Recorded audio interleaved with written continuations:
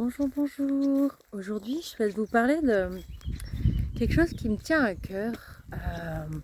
C'est nos comportements avec nos enfants, nos propres enfants, et pourquoi pas si on est en contact avec des enfants dans notre métier. Là, je suis vraiment en train de comprendre qu'il n'y a pas de différence entre nous et les enfants. Et pourtant, on pourrait y croire. Si, ok, il y a des différences. La seule différence, je dirais, enfin, il y a des différences, mais je veux dire par rapport aux émotions. L'enfant, jusqu'à 6 ans, son cerveau n'est pas mature. Ça veut dire ça va être très difficile pour lui, voire impossible de gérer ses émotions. Et là, notre rôle est assez important.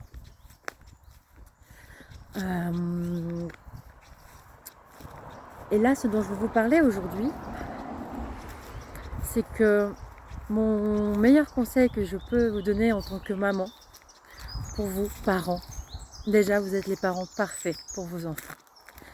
Ils vous ont choisi. Donc même si on fait parfois des expériences, parce que j'aime pas dire des erreurs, des expériences, on s'est mis en colère, on a crié, et ben c'est ok, on répare.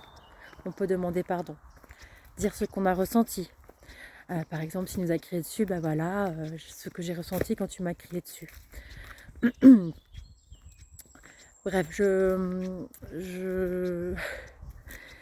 là où je voulais en venir, l'élan du cœur que j'ai eu aujourd'hui pour cette vidéo, c'est mon conseil, c'est sois avec tes enfants comme tu aimerais qu'on soit avec toi quand tu as peur, quand tu es triste, ou peu importe l'émotion qui te traverse. Sois avec ton enfant comme tu aurais aimé qu'on soit avec toi quand tu étais cet enfant. Quand toi, enfant, tu pleurais. Quand toi, enfant, tu étais en colère. Parce que bien souvent, on dit aux enfants, quand ils pleurent, c'est qu'un caillou, c'est qu'un biscuit. Mais non, c'est pas vrai, t'as pas peur. Un enfant, quand il exprime une émotion, il la ressent vraiment. Il n'est pas du tout dans le jeu comme nous. On voit bien quand on ressent une émotion, elle est là. Et ce que je comprends, c'est que nous, c'est pareil. On va nous dire, c'est qu'une robe. C'est qu'un plat. Tu l'as raté, mais c'est qu'un plat. Et bien sûr que non, ce n'est pas qu'un plat. Ce plat, c'est toute notre vie. La femme ou l'homme qui vit mal le fait qu'il ait loupé son plat, est-ce que vous croyez vraiment que c'est son plat qu'il pense avoir raté? Quand cette personne, tu lui dis mais qu'est-ce qui se passe? Ce n'est qu'un plat. Et que là, elle commence à parler de son plat. Ce n'est pas de son plat qu'elle parle. C'est d'elle-même. Et c'est qu'il y a un besoin qui n'est pas comblé. Il y a quelque chose, là, dans sa vie, qui a besoin d'être transmuté, d'être transformé. Et c'est exactement pareil pour les enfants. Oui, ce n'est qu'un caillou, mais ce caillou, c'est toute sa vie. C'est lui.